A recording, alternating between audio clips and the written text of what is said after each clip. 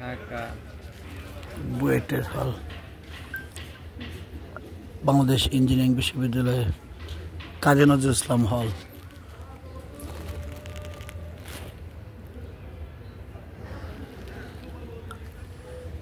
হলের সামনে মাঠে ছাত্ররা দুপুরের এই মিষ্টি রৌদ্র উপভোগ করছে, গল্প করছে। দেখছেন আপনারা, আমরা বসে বসে আড্ডা মারছি। চিনবেন আমার ছাত্র পারভেজ এবং আমি দুজনে ওদের ক্যান্টিনে খেয়ে এখানে বসে ওদের এই চত্বরে বসে সময় কাটাচ্ছি।